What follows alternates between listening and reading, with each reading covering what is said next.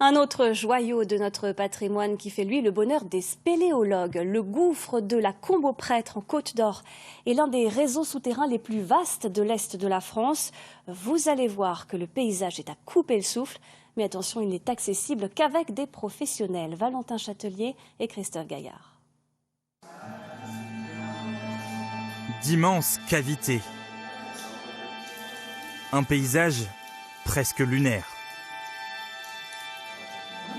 Des plafonds impressionnants et une eau translucide. Alors on va rentrer là. Ici c'est les puits là. Pour découvrir les secrets de la Combe-aux-Prêtres, ce groupe de spéléologues s'organise. Moi je proposais que Franck, tu te mettes à la base du premier puits au départ de la vire. Didier serait au départ du grand puits par lequel on va descendre.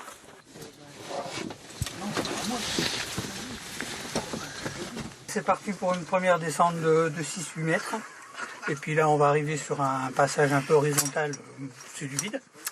Et puis après, on va avoir la deuxième verticale qui est la plus longue, qui fait au total 23 mètres.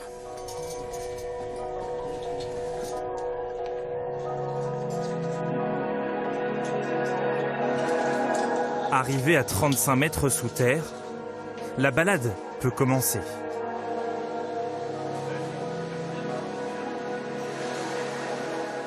Un peu plus bas, cette rivière, elle offre un paysage grandiose, mais bloque l'accès de certains passages.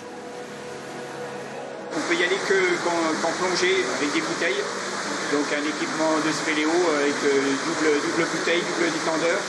Et là, il y a à peu près 80 mètres de siphon.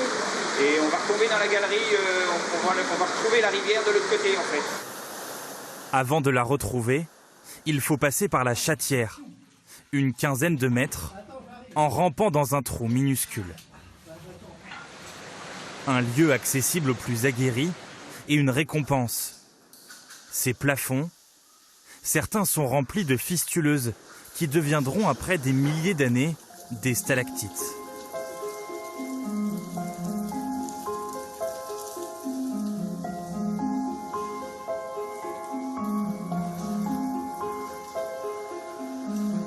Découvert par les hommes en 1969, l'histoire de ce réseau et de sa création est bien plus ancienne.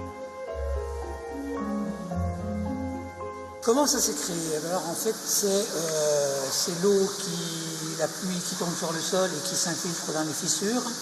Et l'eau, elle dissout le calcaire et donc progressivement ça creuse et ça fait des vides énormes. Alors bien évidemment, il faut des centaines de milliers d'années pour arriver à avoir des vides aussi importants que celui-ci.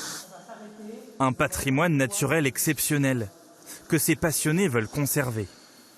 Ces dépôts d'argile, par exemple, sculptés lentement par les gouttes d'eau et préservés par ses fils et ses piquets.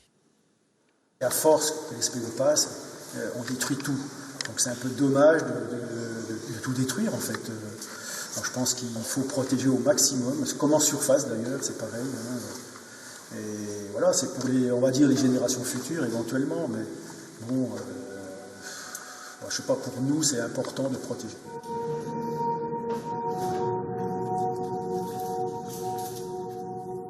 Un immense terrain de jeu.